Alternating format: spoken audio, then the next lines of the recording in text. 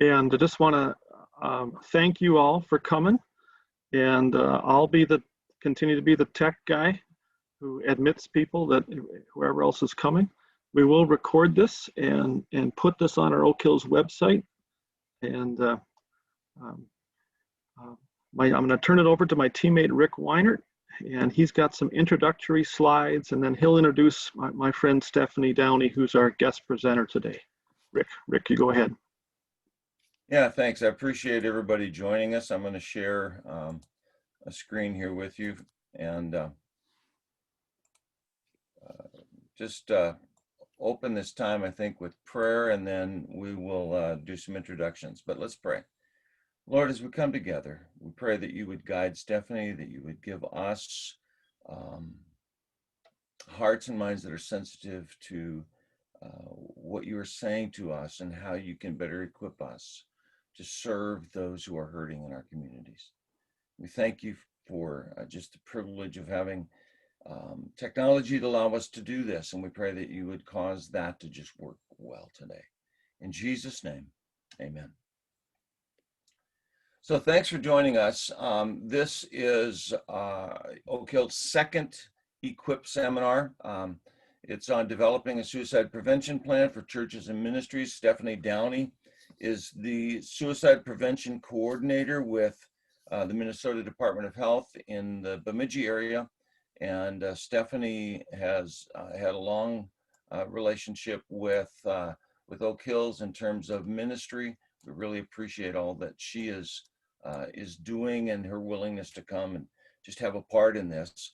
Let me make a couple of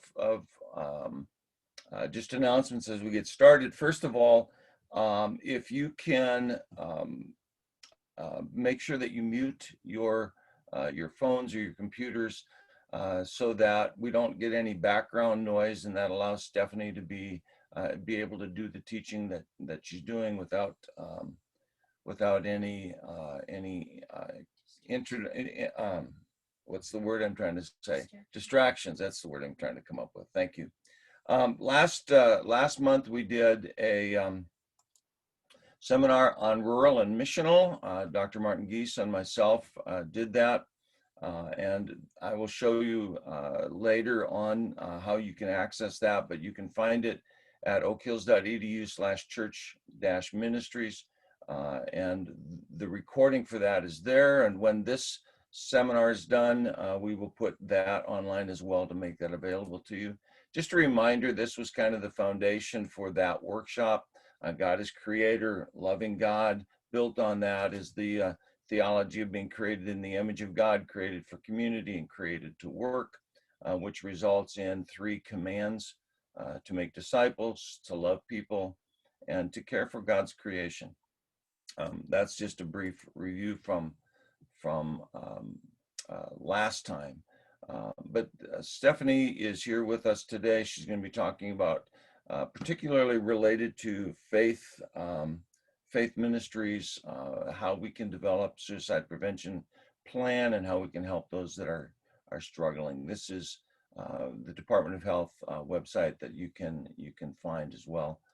But I'm going to stop at this point and turn things over to Stephanie. If you have any questions along the way, please submit those on the via the chat. At the bottom of your screen, there should be a chat option.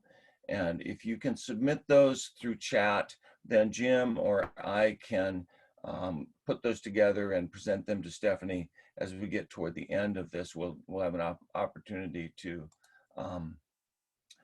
do some interaction in that way. But Stephanie, thank you for joining us, and we'll turn it over to you. Thank you, Rick. Good morning, everybody. I'm really glad to be here with all of you today and just talk. And as I was looking at Rick's summary of your last presentation, I think that serves as a really great foundation for this presentation, and overlying that with this really difficult issue that we're going to talk about today.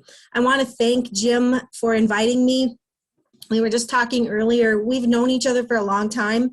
I think we first connected maybe through the youth ministry group network in Bemidji and Oak Hills. I have just a little bit about me so you know. I am from Bagley. I have some friends on the today. I grew up there. I currently live in Bemidji. I work for the Department of Health on our suicide prevention unit team. We have a team of about 8 people. The beauty of our team is that our unit is spread out across Minnesota. We have a staff person actually in Hackensack working out of their office there, Fergus Falls, Mankato, the Metro. So we have great, communities have great access to us. I worked for 20 years with youth and families in a residential treatment facility in Bemidji.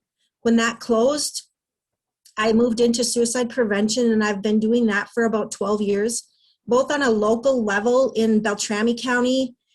And then I've been with the Department of Health since 2017. So I now am able to bring our rural greater Minnesota issues up to that state level and hopefully make an impact for our communities at that level. I belong to the St. Philip's Catholic Church in Bemidji, and I have been active in our youth formation for a while until my schedule kind of wouldn't allow that. But I'm really grateful to be able to talk with faith communities and share about this really important public health issue. So that's a little bit about myself. And I'm going to turn off my camera and bring up my PowerPoint and share. And as Rick said, collect your questions in the chat. I won't be able to see that box while I bring up my slideshow, so we'll have time at the end to talk about that. So, all right. This, share screen, go here. And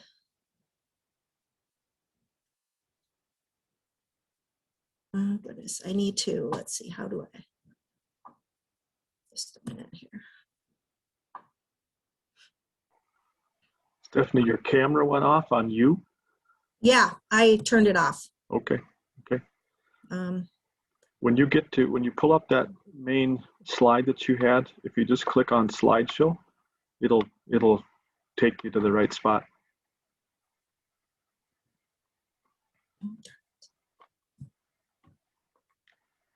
Okay.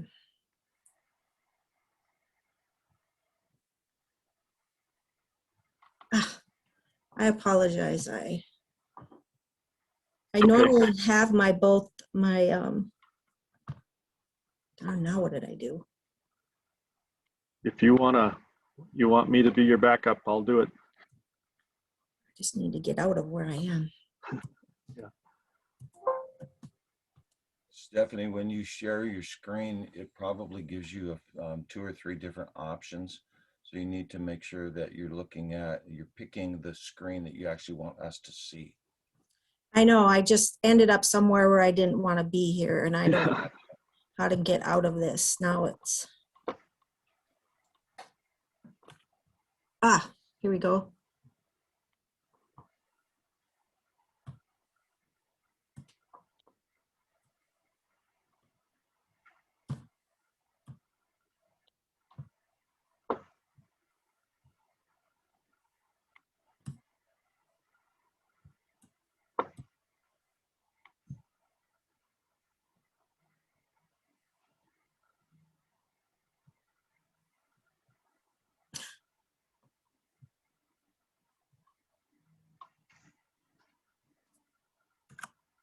Well, let's see.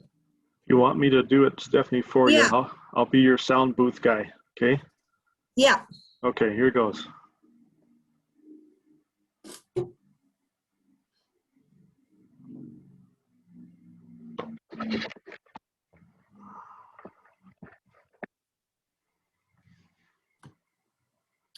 Can you get it to, there you go. Okay, perfect. Stephanie, you should be able to turn your camera back on now. Now I can, yeah. So you can move to the next slide.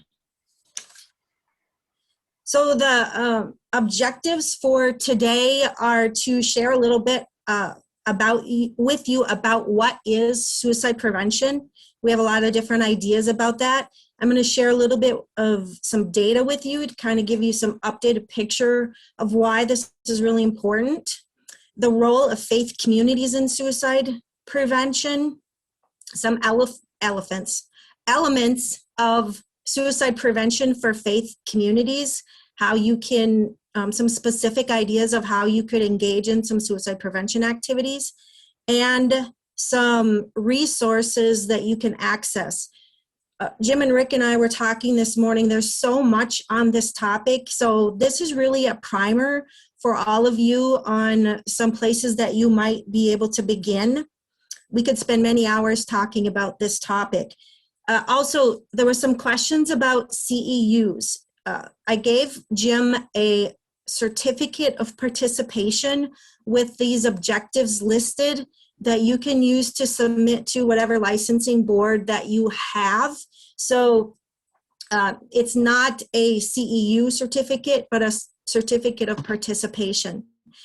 There are other trainings and things that are available through the Minnesota Department of Health. So I understand there were some questions about teachers and foster care. There are opportunities for other presentations. So know that you could reach out to me for additional information on that, some of which we'll cover today as we talk. So also one other thing, I will use the terms today, faith community, faith leaders. As we all know, there are a wide variety. There are pastors, priests, youth ministers, volunteers. So I use that umbrella of faith community to kind of include all of them, but faith leaders, priests, pastors, youth ministers, church staff. So, okay, next.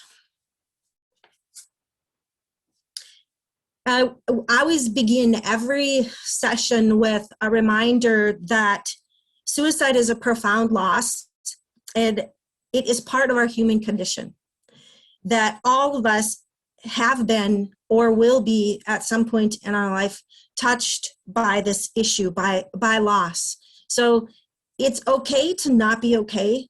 And if you need or are touched anytime during our talk today by something that's really difficult, I want you to know that there are resources for you to reach out for. So you have at the end, Jim and I and Rick, that you can reach out to, or your own faith leaders. But the National Suicide Prevention Lifeline, 800-273-8255, is a national number that you can call and talk on the phone with trained people. If you press option 1, you'll be connected to military support for veterans and military families.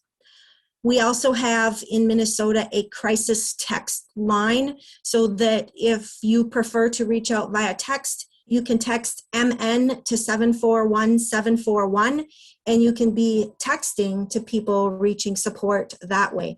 Both of these numbers are 24/7, and we actually now have national suicide prevention call centers in Minnesota. We were without them for a while, so this is a really good thing. And so yes, if you need to, I want you to know to reach out. So, okay, next. Okay, so I want you to take a look at this picture. It is a map of a community. And envision in your mind what your community looks like.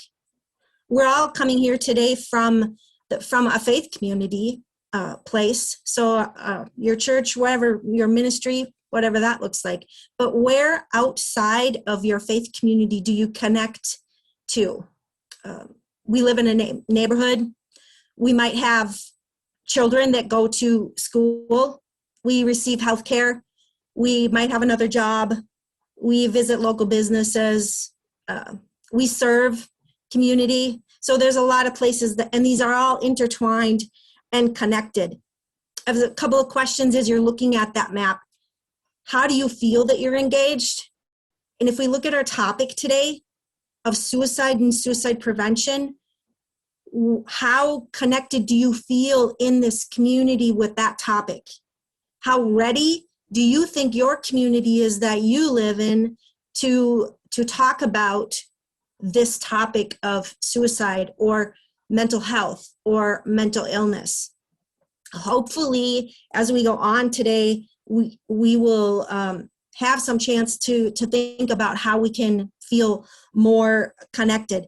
Faith leaders, faith communities play a significant role as a source of strength and a protective factor for communities when it comes to suicide. So we all play a role. Sometimes I think that there's a myth that you have to be a licensed person to address this issue, and it's simply not the case. Everybody plays some kind of role. So consider yourself a natural helper, and we aren't promised life without struggles. So as natural helpers, we have a role in helping others. So I hope today that you can walk away with a feeling of being more empowered, or have some ideas about what that role might be as you live and work in your faith community, but also in your community at large. Okay, next. So the little bit of a data update. I asked Jim if he thought people would like that, so we're going to talk about that. Data helps us understand this public issue of suicide. So we have a short update on some of the most recent data. So next. And just a disclaimer that this is our epidemiologist language, so I don't normally talk like this, but the analysis were generated for this presentation and don't come from a published report or peer-reviewed publication. They've not been extensively reviewed at this point, so they should still be considered preliminary, indicative versus definite or final data on some of them. They're subject to review and change, so disseminating this information, it should be considered preliminary analysis. All right. Just a snapshot of some of the Minnesota data. Suicide rates in Minnesota have continued to rise. Males die more often by suicide than women do. That's been consistent since I have been working in the suicide prevention field. In fact, they make up 75%, roughly around there, of suicide deaths each year. Native Americans' suicide rate is higher than any other racial group. So our communities, our Native American communities struggle significantly with that issue. And people have been asking a lot of questions of, well, now that we're in a pandemic and we've been dealing with COVID, suicide deaths must be on the rise. Well, our preliminary data for comparing 18, 19, and 20, it looks like currently 2020 rates look similar to 2018 versus 2019. So there was a dip. So they aren't right now higher than 2019. We'll show that. If we go on next, we can talk about that some more. This chart shows you causes of mortality. So the bottom light blue line are homicide deaths. The orange line is drug overdose. The darker blue line is just alcohol-related deaths. Yellow is the suicide death numbers, yes. And then the gray is motor vehicle crashes. So you can kind of see where each of those fall in line and what they have looked like. So this chart shows you rates of suicide compared to the United States. The dark blue line is the Minnesota rate, and the green line is the US rate. And rates, when you see age adjusted, what that means is that it controls for changes in population, so the number of people we have living in our state, and any fluctuations in the number of age distribution. So how many senior people, how many younger people, so that when we're comparing all of that, we're getting accurate rates versus just saying we have more suicides because we have more people. So you can see that you can see if you look at 2017 through 2019 on this chart that there was a dip, and that shows you that, as I mentioned, that the 2020 data now is looking more like 2018. Okay. This references that males are more likely to die by suicide than females, and females will be treated more often for a suicide attempt versus a suicide death.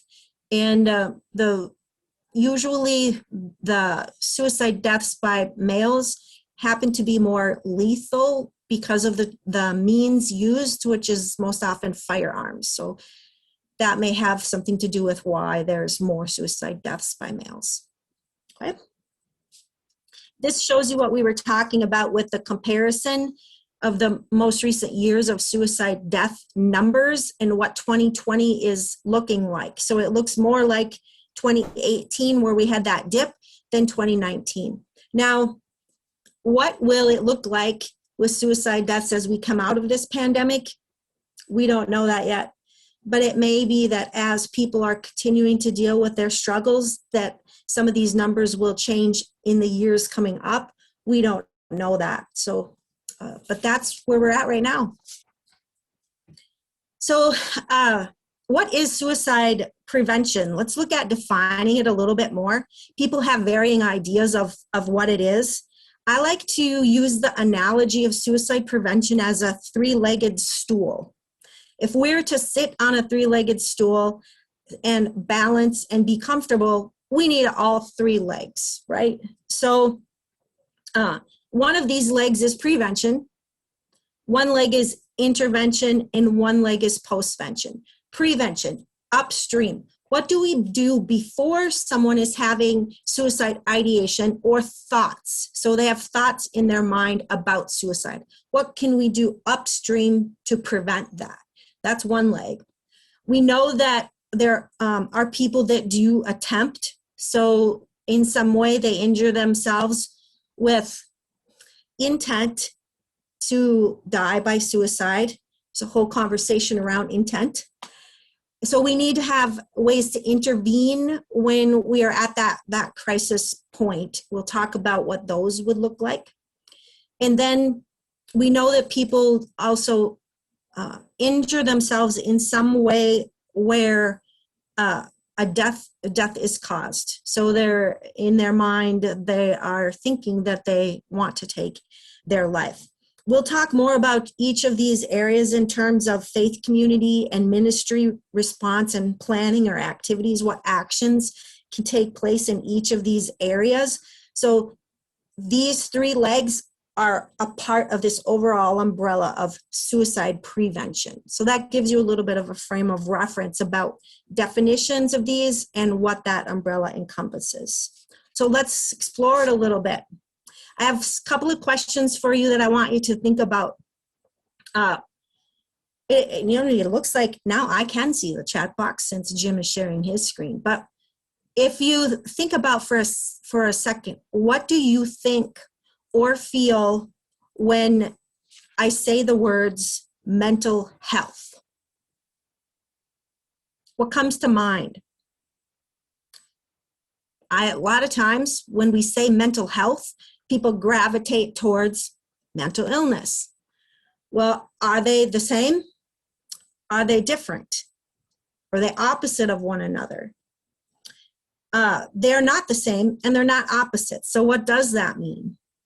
We all have a state of mental health or mental well-being that's influenced by genetics, by family, by community, physical health, and relationships. It ebbs and flows with all of these interactions. So how do we describe health? When I talk about health or well-being, I kind of use the components of we have physical health, we have emotional or mental health and or well-being, and we also have spiritual health. There are other models that talk about other types of health too, but that goes back to those three areas, right?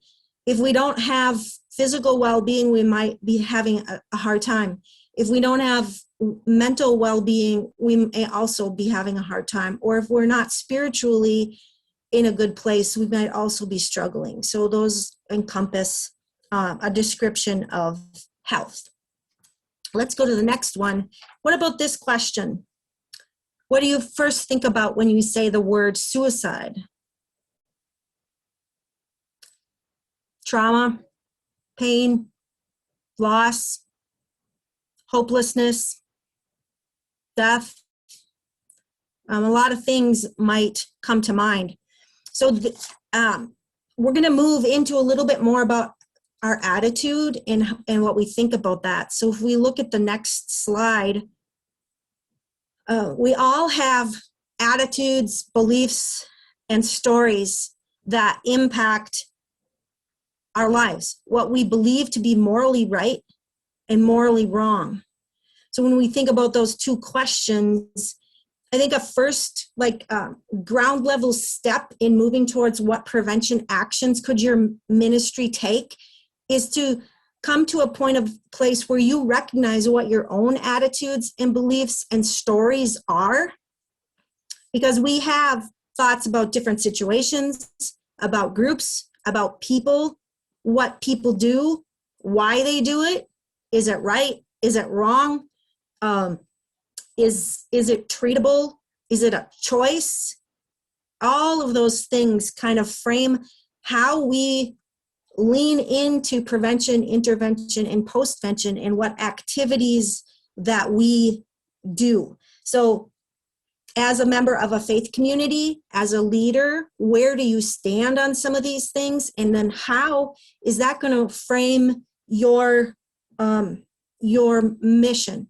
Because as Rick's slides pointed out, we are loved, but we are called to love and take care of each other. How does this frame of reference of our beliefs, attitudes, and stories affect how we are loving and caring for others is the first place to start when we talk about suicide and mental health. Okay? So you can move on to the next one. So we were thinking about what our attitudes, beliefs, and stories are and how they are affecting our perceptions, our own truths about those issues. The next step is to move into some healthy discussion and conversations about that. Our attitudes, beliefs, and stories can influence and impact societal stigma. So if we're holding on to that, I don't know, I could pick a lot of them. Suicide is wrong. Mental health is, we're in denial. It's not a thing. Then that's going to impact how we treat others. So that stigma, if our attitudes and beliefs are affecting that, it can create increased feelings of shame, uncertainty, self-loathing, and people not reaching out for help.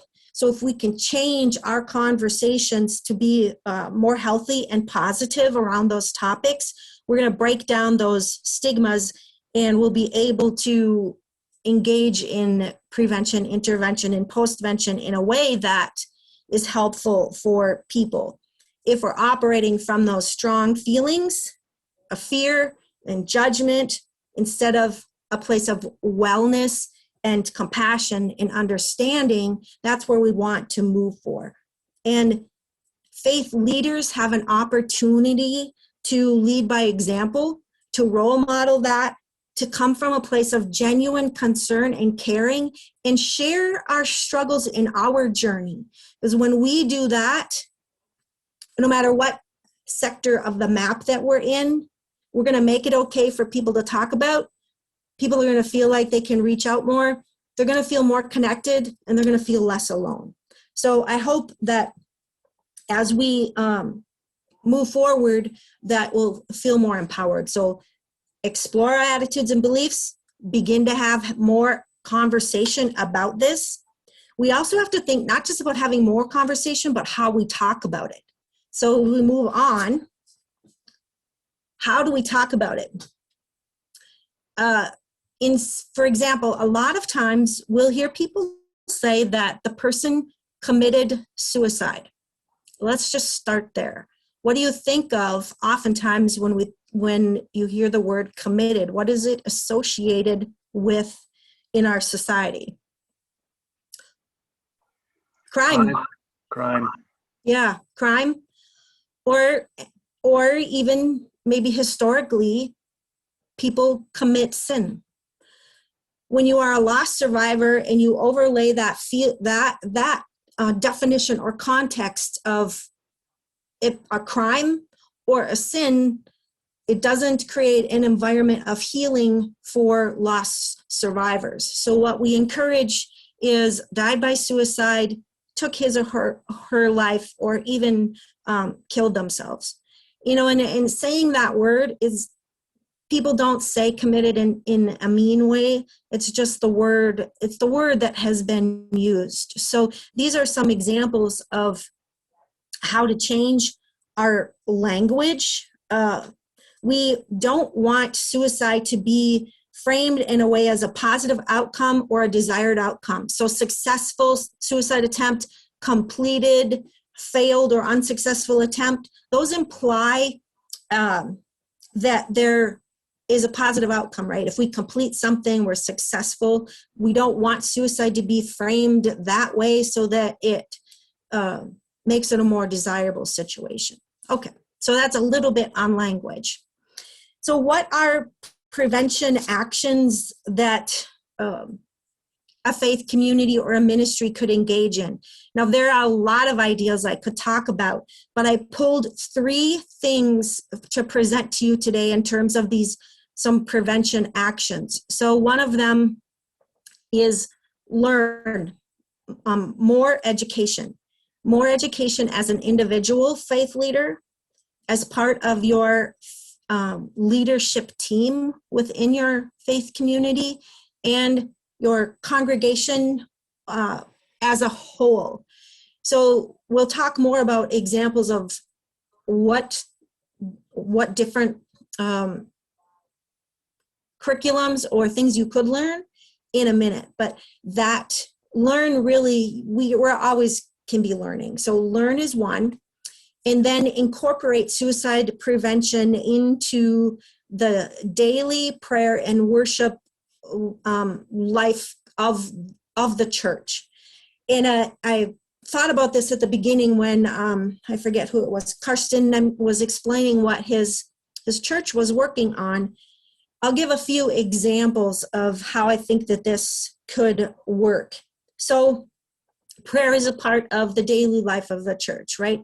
So how can you incorporate more prayerful moments that are specifically related to our mental health and or suicide, not just when there is a traumatic event that happens? Prayer materials that can be shared with the congregation that include how we pray about that. So that could be one area. As a pastor or a priest, do you include this as a topic of your homily during Mass or church? You'll hear my Catholic faith words come in throughout this. So spiritual gatherings, any other gatherings, what do you do for adult formation and youth formation?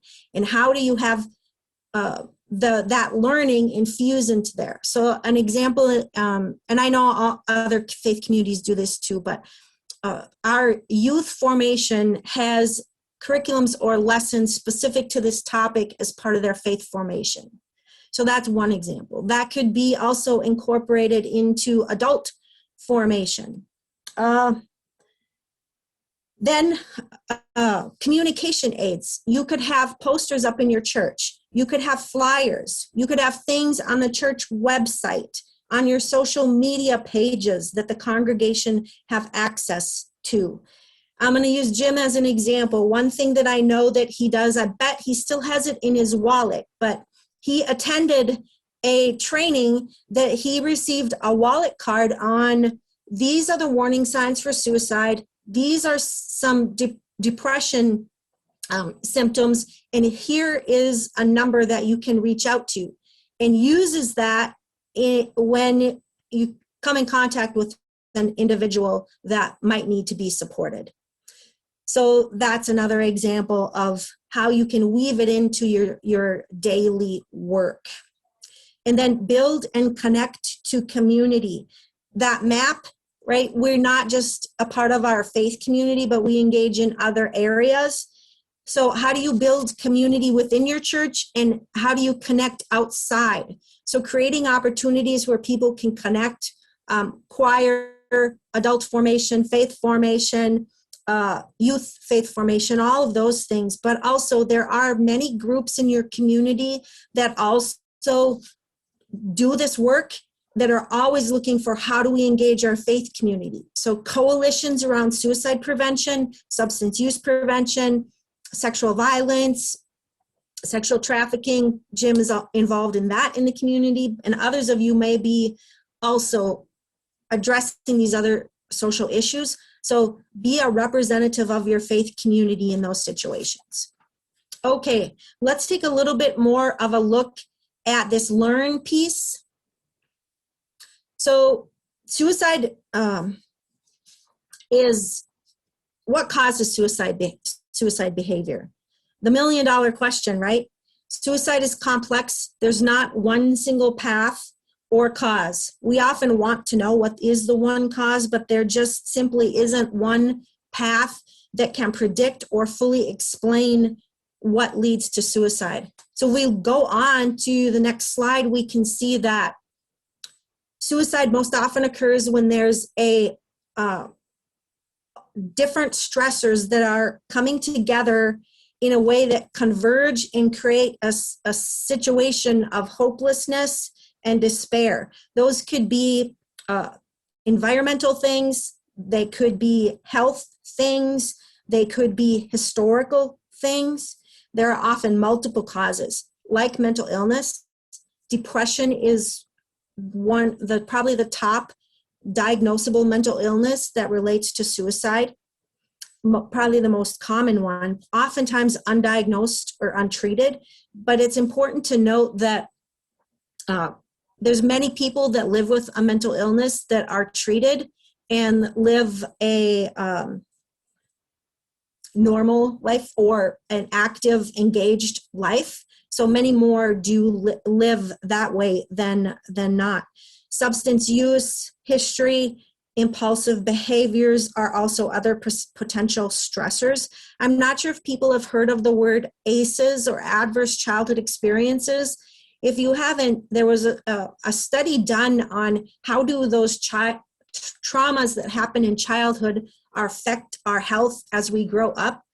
And that study showed that the more ACEs that you have, the greater chance they affect your health. And in fact, if an individual has a ACE score of 7 or more of these ACEs, they are 51-fold times more at risk as a young person to have suicide attempts, and 30-fold for adults. So ACEs affect us.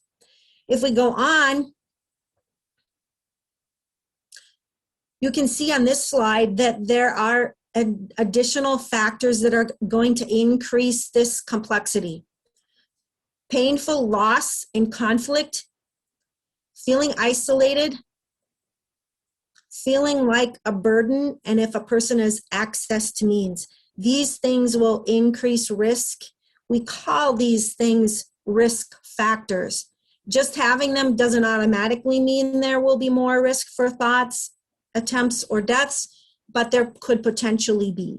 There are also things like protective factors that are also biological, psychological, connected to family and community that protect us and that are sources of strength. Access to effective care, connectedness, coping skills, conflict resolution. Here's another model that I put in here. This is from Thomas Joyner, and he has this theory that if we have these feelings of thwarted belongingness, or we feel alone and we feel like a burden, if we spend a lot of time in those two places and they come together, we have desire. And then the capability part, if we are in a place where we have a sense of fearlessness over pain, injury, and death, that even over our natural instinct to live, that creates this suicide capability part. So then we end up in that middle spot where there's increased chance of suicide, death, or serious attempt. So we can pull these circles apart. That's good. So the training piece, the learn piece, I put a number of things up here, and this is probably not all encompassing. These are examples of some specific trainings that you could incorporate into your faith community or access in your community as at large. Mental Health First Aid is a course, an 8-hour course that would give more information on mental health, mental illnesses, and that kind of a thing. QPR stands for Question, Persuade, Refer. It's what we call a suicide prevention gatekeeper training, some basic information about what to look for, what to say. All of the trainings on the right side of the screen are from a company called Living Works. And they have a brand new program called Living Works Faith. It's a 5 to 6 hour online course on suicide prevention and in the faith community. I have not taken it yet, but I know the person that developed it is a mentor of mine, and that they have some great programs. Safe Talk is a 4-hour training, and Assist is a 2-day training. So Assist stands for Applied Suicide Intervention Skills Training. Recommendation for this training piece, as you think about how you would do that in your faith community, is maybe layer it or tier it based on role. So as a faith leader, you may have or want more of those intervention types of skills as you meet with people that are having struggles. But we also want our congregation and our volunteers to have other levels of training. So think of it in terms of tiering it and also accessing them in your community. There's a lot of community organizations that would do some of these for free or at low cost. So that's a little bit on the training pieces. Intervention, we have to know what to do here. So developing and sharing resources or being aware of what happens in your local community is a great first place to start. So learning what those resources are and how do you share them so that people can access them. An example, in our county here in Bemidji, we have an organization called Community Resource Connections that has put a searchable directory of all different kinds of resources on their website, and we keep it updated so that people can go there and access that. You could put that on your website. You could have flyers of that. You could have staff that know how they work, okay? So accessing these can be tricky sometimes. So in a role as a faith leader, I would encourage you to think about, okay, I got to know how to navigate this if I'm going to support somebody. So in this learning, you've identified, I know how to know when somebody's at risk. I've learned how to try to connect them and what to say, but I have to know how these resources work. So find out what happens when you call the crisis line. What happens when you need to access social services or mental health providers or the food shelf or clothing or housing, whatever, know how they work. And then the last recommendation that I had on here, I call it Pathway to Care. And this is really a referral protocol. So as a faith community leader, you've gotten your training, you know what some of the resources are, but how does your church, if somebody is sitting next to you and you're feeling like they're having suicidal thoughts or they have a plan or you're worried about them, what would your faith communities, your church's protocol be to connect them to some kind of support? One of the things I didn't mention in the beginning is that every community has a mobile crisis line. That's a crisis line that's connected to staff that actually are mobile and can come to your church, to your home, to the emergency room, So when would you call law enforcement? When do you call mobile crisis?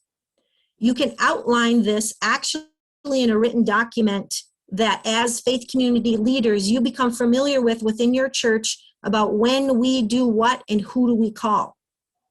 So that I would recommend that for any group, not just mental health agencies and schools, but businesses, anybody. We should have a map of how we get people connected. Law enforcement, emergency room settings, and even inpatient hospitalization can be scary for people and traumatic in and of themselves, which sometimes we have to use those resources.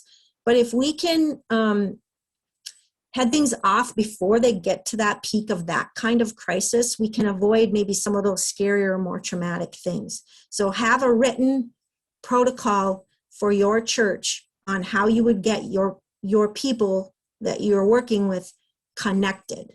Or when somebody comes in to access from the outside, maybe they're not a member of your congregation, where do you connect them to in the community? How are we doing on time? I don't have my, okay. Postvention. This term is, definition for this is a planned response after a suicide that promotes healing and reduces risk of further suicide incidents. So that's what postvention is. Maybe if you maybe have not heard that term, but what happens after a suicide or other traumatic death? How we work with individuals and families and communities in this situation can reduce risk. A big part of this response after a death is really about responding to grief and healing. And then we come back to this significant role of a faith community. Faith communities, an individual hurting will go to their faith community for support. So how do we safely support them in that grief and healing? And how do we do the right things? This postvention piece can be a whole nother discussion and training and learning for faith communities. There are safe ways to do this response and ways that might be not so safe. So we want to reduce risk. Primary prevention goals are a planned response. How do we reduce risk? And how do we promote healing? Okay. So some talking points around this. This is bigger than I can cover in just a few minutes. But again, training is another piece. Our Department of Health has people across Minnesota trained in a model of postvention. So what do you do, again, internally as a church or faith community when there's been a death of somebody that is connected to your faith community? Or even maybe they're not. But faith communities, an example, oftentimes I've seen faith leaders that are called to schools when there has been a youth death.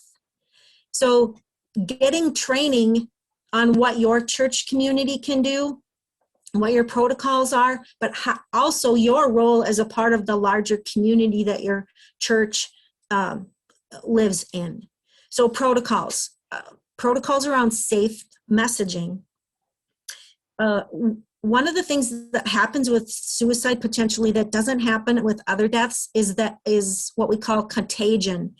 And it means that if there's been exposure to a suicide, it could influence other people that are at risk or vulnerable to think about or even attempt suicide if messaging is not being done in a safe way. A whole nother training. So again, earlier we talked about, committed versus died by suicide. How do we safe message and talk about it at a funeral, for example, when it's been a suicide death? We know that if the aperture on the camera around suicide can be opened and talked about in an honest way, if we can acknowledge the death as a suicide in a funeral, taking into consideration what the family's wants are, that can be a safer situation than leaving it to people's discussion with, what was it or wasn't it, and not truthful things going around the death, especially if it was a higher profile or more well-known or connected person. Those things increase. I'll give one more example of sometimes the things that are said that can be difficult for loss survivors. So we've already talked about committed, but comments like the person is now at peace, or God gained another angel, which, as a faith community, are those things accurate? Yeah, right? But in the frame of a suicide death, it could be something, along with all the other talk that's happening, that could increase risk for a vulnerable person, say a young person especially. Young and youth and young adults are more vulnerable to this. So we really have to be careful about that language. And that leads us to memorials. Protocols on memorials can do the same thing. How do we balance helping a family through honoring their loved one in a way that is safe, that reduces contagion and promotes healing? Also, we haven't even dipped into differences in culture, right, in community connection. So funerals, we don't want a funeral in a school, right? If we can avoid it, we don't want that. What ongoing image would a young person have knowing that that funeral of the person that died by suicide was in the gym where I have to go to FIAD every day? Memorials, if this could be faith community, but it could be community or school too. What if you have a garden of trees and you have trees for people that died by suicide? What do you do, or people that died by cancer? It's like a garden of people for people that have died by suicide. It can be part of creating contagion. So we want to avoid some of those permanent memorials. Again, all kinds of things that we could talk about with this. Your connection to funeral home directors. If messages can be open, if the family is okay with acknowledging the death as a suicide, like what materials and supports can we provide within faith communities that can be shared with the people that attend the funeral or are at the funeral home? Let's go on to the next one, Jim. Here's some points about safety. I've kind of talked about some of these. And these are hard things, right? How do we not glorify the death or romanticize it, but yet help the family honor their loved one in a way that when someone dies, we want to remember all the positive things. But if it's a death by suicide, maybe that person was struggling with a mental health issue, but maybe they weren't. But they were in that place of despair and hopelessness, and they didn't access a support. We don't want it to be normalized or looked at as desirable, or oversimplify, oh, he died because his wife left him. That young person died because they were bullied. So these are some safety issues that we need to focus on when we think about how we do this post-vention response. Let's see if I'm missing anything. Oh, not focusing on details. So we don't need to talk about how they died, where they were, pictures of where they died, all of that kind of thing. Some of this is even like media related, but those details we don't need to necessarily share to support the family. So we want to avoid those detailed descriptions and choice of means and that kind of thing. All right. We can go on. So it kind of as a summary of what we've talked about here, prevention. So you've explored what your own attitudes and beliefs are. We're leaning into more conversations about mental health and suicide, our own, but also the people around us, and talking about that. Then we have opportunities for training and learning. We think about how do we incorporate these some specific activities into our daily life of prayer and worship in our community. How do we build community within our church, in our and then outside? How do we get connected to the outside community outside of our church? Intervention. We're learning how to identify what we say and what we connect. We've identified local resources. We're sharing them. We learn how they work so that we can be an advocate as a faith leader. We create those written protocols for our church. And then we think of, okay, how do we get training on what we say that supports lost survivors afterward? How can we have some outlines or guidance of protocols for our church community? And how do we connect with an overall community of first responder type support people after a suicide death?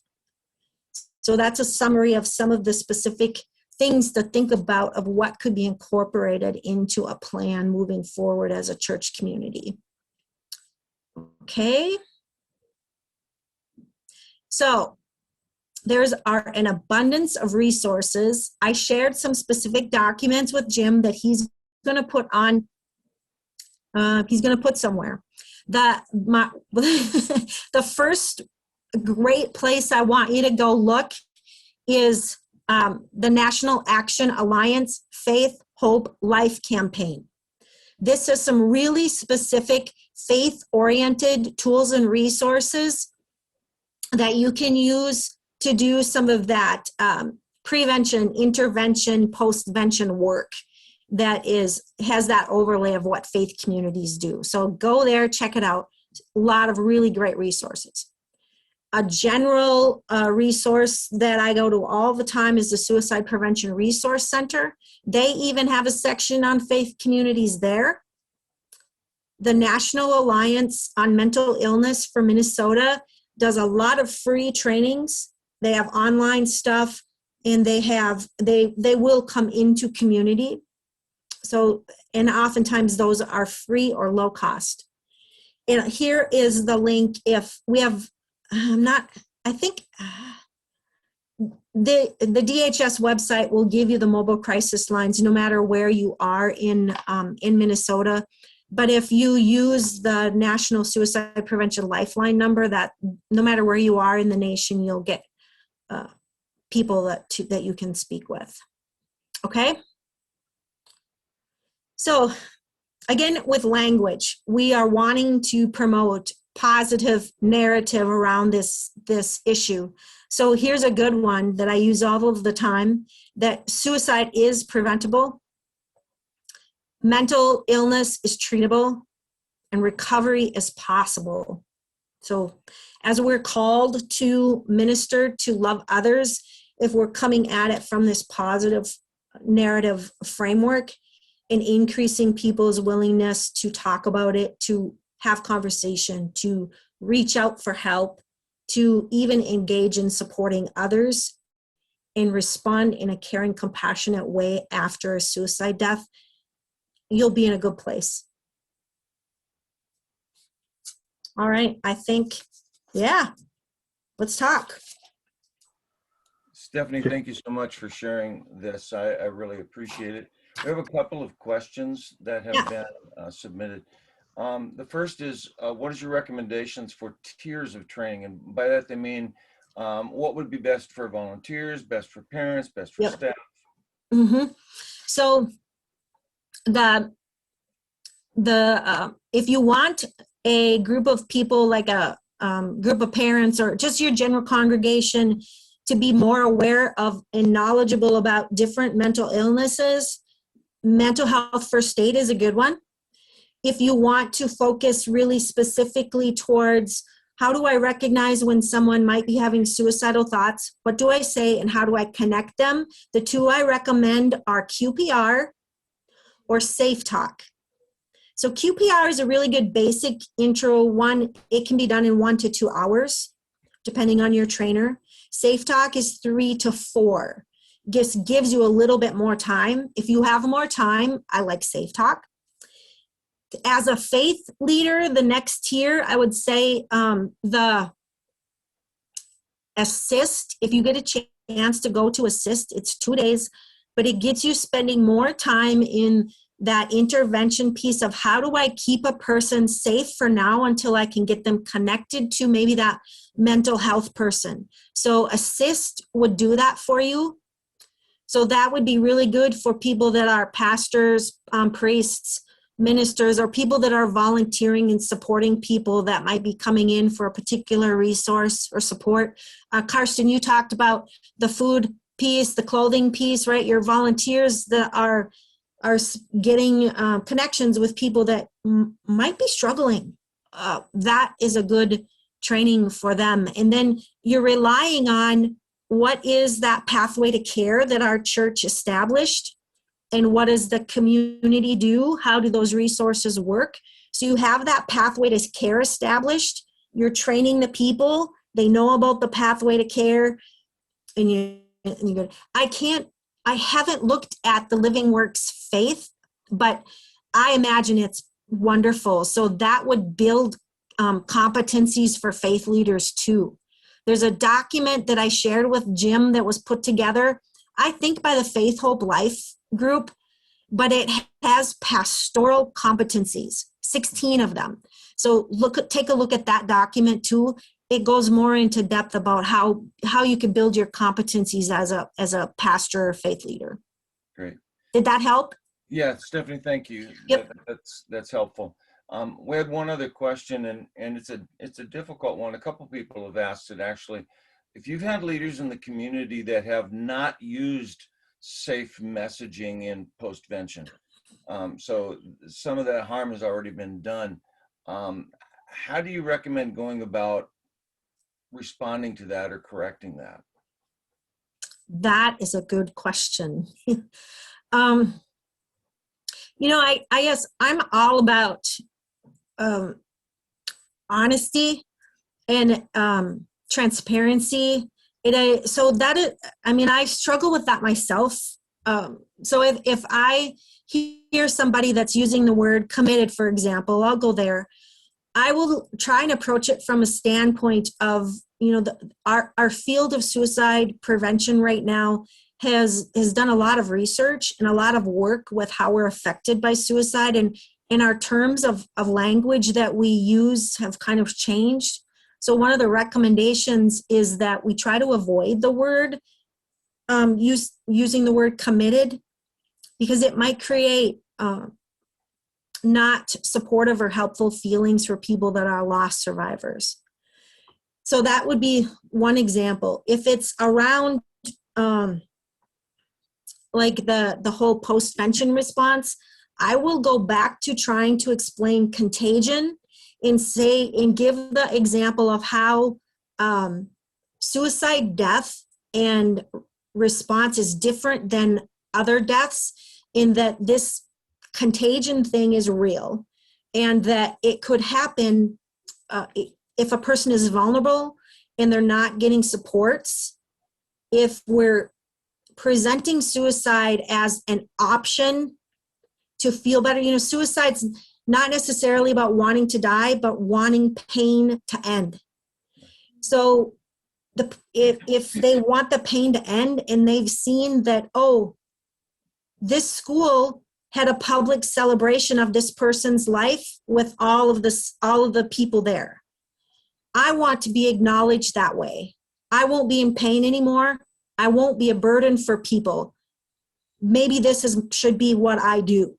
We don't want it to be presented that way, which gets to be really tough, right? Because you're trying to support a family who sees all of the good things that their loved one did. But we have this real issue of how our brain functions in contagion. So I would go to that as a way to explain why we want to be careful about how we're talking about it and why. Is that helpful? Yeah, thanks, Stephanie. I think that is helpful. There's so much more that could be said here, and obviously we're out of time. So I appreciate your time doing this. I just really appreciated your statement early on. It's okay to not be okay. I remember a time several years ago where I was asked to talk with a woman who was contemplating suicide, and I didn't know what was going on. I just was told to talk to her. I sat down and said, "What's going on?" She said, "I want to kill myself." I said, "Well," or no, she said, I feel like I want to kill myself." And I said, "Well, it's okay to feel that way. You just don't need to act on that." And it was like 1,000 pounds fell off of her. She's like, "Really? It's okay to feel this way?" I think that we need to be able to acknowledge those emotions, and you know, the thing that was making it worse was the guilt for feeling bad. Yeah. You know, you hit it right on the head, is that this is really, suicide is a part of our human experience, and it affects everybody. And it is okay to have thoughts. It's just, how do you cope with them? And how do you deal with them? Absolutely. That's, that's it. And we didn't really even engage. I was prepared for the conversation around suicide as a sin. Then we could spend a lot of time on that too. But I do believe churches have come a long way, and ultimately God knows where the person is at and what their psychic and experience is. And I think our faith communities have come a long way in understanding this, but we are not the judge and the jury. He is. So he knows, and it's our job to be that loving, caring, kind, compassion minister, right? Absolutely. Yeah. Thank you, Stephanie, for sharing that. That's really helpful. For some reason, I'm getting an echo here, and I'm not sure why. I've not had that before. I don't know if anybody else is hearing that. There, it's gone away. Thank you. Stephanie, thank you so much for your time. We really presented to us. Jim will be posting those, or have those posted on our website, just so you know where you can get to some of this stuff. If you go to oakhills.edu, this presentation, these equip conferences are a part of Oak Hills Church Ministries. And so if you go to oakhills.edu, right on the very top, you can click on Church Ministries, and that will take you to our page. From Church Ministries, we have all of these resources here. You can click on conferences. We have Equip right down there at the bottom. We have the earlier workshop that we did, and the one that we've just done will also be on there for you. Here's some of the seminars coming up. We will be doing another one in March with Danae on how to bless your community. This connects into the missional piece that we talked about last time. And then September, October, November, 4 essentials for leading change, poverty, homelessness in the church, and the value of short-term missions for the local church. Some upcoming seminars that we have to offer as well. So again, thank you for being with us, Stephanie. We appreciate your time. Some of you can see in the chat box there, Stephanie has given some phone numbers there also, and text numbers that you can respond to. I encourage you to save that or copy that in some way, but we will also make those available on our website. Rick, can I jump in with if people can stick around a little bit more? I got 11:10 on my clock. Stephanie, youth pastor at my church, I remember said to you one time, "How am I supposed to know who's really serious?" He said, "I think half the girls in our church youth group threaten suicide every week." And some of you are from E-Free churches. I am. So, and I remember your response to him. Could you share a little bit of that? And I remember you referring to what you called the Columbia scale. If that's not in one of the handouts you gave me, could you send that? I'll add that to this folder of PDFs that'll go on our website. But could you explain that? I mean, when someone's crying wolf, we don't want to get lulled to sleep, right? Yeah. So many of the trainings that I mentioned go in more in depth about what Jim just said, but there will be, especially young people that may repeatedly say that. And we think, okay, they're crying wolf. Well, they may be looking for attention, but there's a reason why they're looking for attention. So we need to get them connected to the right kind of support. So we need to take any threat seriously, regardless of whether we think they've said that so many times. Yeah, they have, but we need to continue each time to follow that same process of getting them connected. So another opportunity for training or incorporating into that pathway of care is what Jim referenced of the Columbia screening. The Columbia Lighthouse Project is a company that has developed an evidence-based tool for screening risk and assessing for suicide. And really, all of you as faith leaders could incorporate the use of that tool into that pathway of care. Simply what it is 6 questions that guide you to asking them, and it will find out a risk level, low, medium, or high. And so it guides you, all right, if they're high, we have a significant issue. Really need to get them connected. There's free online training for that too. That would be, another opportunity that I could share with you. But yeah, Jim, I'll make sure it is in some of the materials, but I'll give a specific link to you or a document that you could include. Thank you for asking that. Stephanie, another one I'm thinking about, and particularly when you talked about public school and memorials, I've heard that before about, the tree, planting a tree. Better plant a tree for every teen that dies, for every cause, if you're going to do that. And I know everyone means well, but the one that surprised me was when you said to not think about using the high school gym, which will tend to be the largest venue in a rural community. Yeah. How can you talk a little bit more about that? What if we don't have a church with a capacity for 400 people in a rural community, but the high school, you can do it, and the whole town wants to come out? How do you do that? Well, if you have to, and small communities do, evening or weekend would be the time that you would want to do that, so that it is, not during the school day where it might be associated more. Sometimes it's unavoidable, but so if it has to be used, I would say encourage that to happen in the evening or the weekend, or maybe even if there's a nearby town that does have a space, or their gym could be used. Of course, even small communities are all connected if they're close by each other. But yes, yeah. Oh, somebody says, oh yes. So Jill mentioned Living Works Start. Yeah, good program, right, Jill? That's another example of how do we start this conversation? How do we start talking about this? So Living Works Start is good too. It's along the continuum of trainings that Living Works has.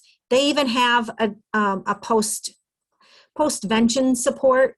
Of course, the Living Works programs do all cost money, but if you have a grant or funds to support that, it's a great investment. You can't go wrong investing with Living Works. They're a really good program. But Can I just say, Stephanie, yeah, that we are using we got a significant grant from Essentia St. Joe's Foundation, and we are using those funds for that. And the day that one of our pastors and myself completed the Living Works Start program, I texted our police chief in Cross Lake, and he told me that there was a suicide that day in our community. So we are just so excited to really have as many people as possible go through Living Works Start. Yeah.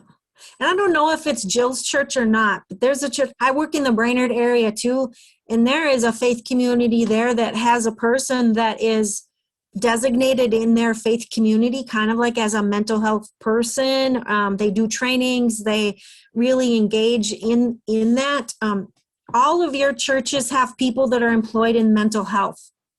Leverage them. Use them and their expertise as a member of your faith community.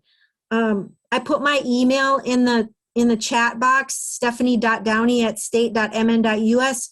Use it, connect with me. A lot of our resources through the Department of Health and our suicide prevention unit are free for you. So, reach out to me if you have a question or any kind of technical assistance.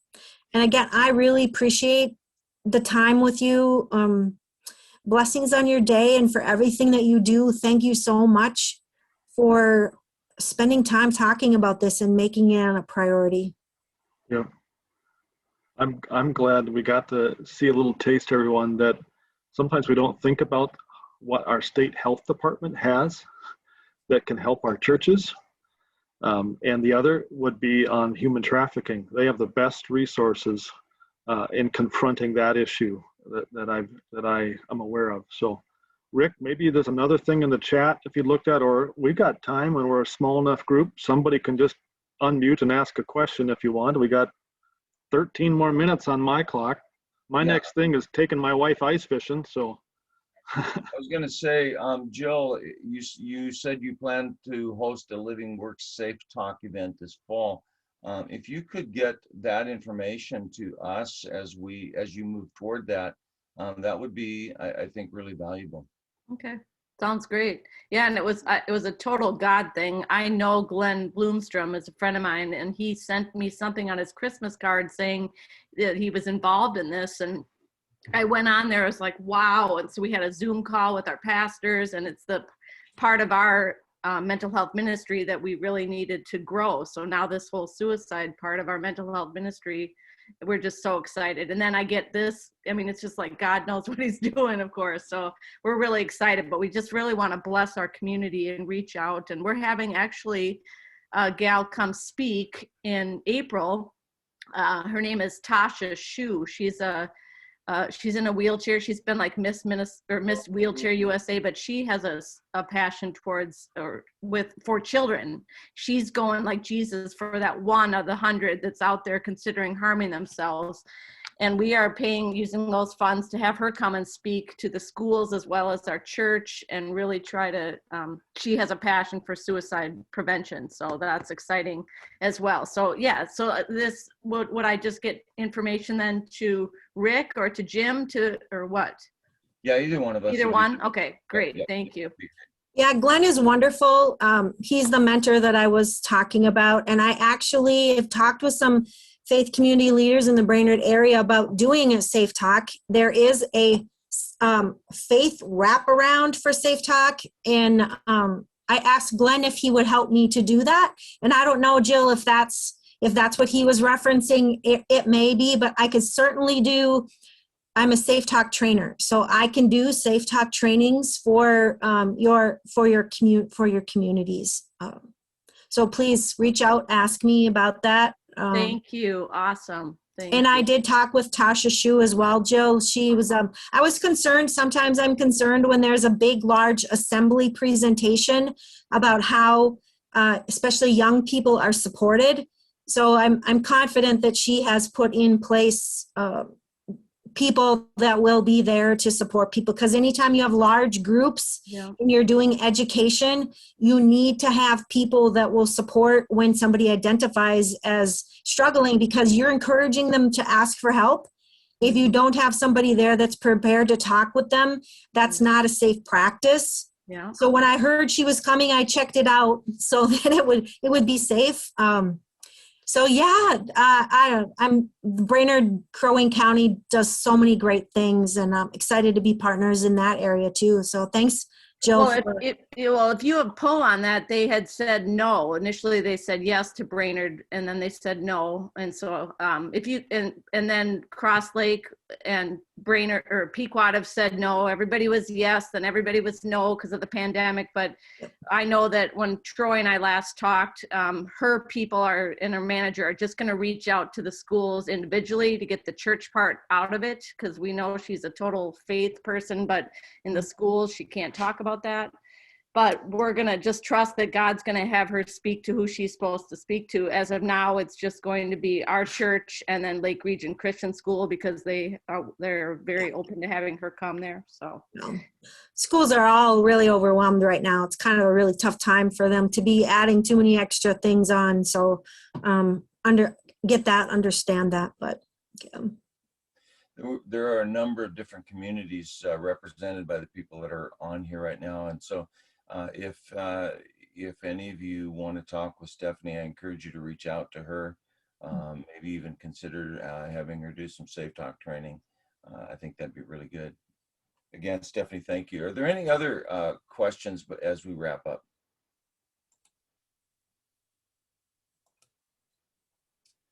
One thing I'd add, everyone, when we get back to large events again, summer Christian music festivals, things like that, think about when you're going to have people available to talk to people. If there's a public invitation, they need to have mental health training resources too.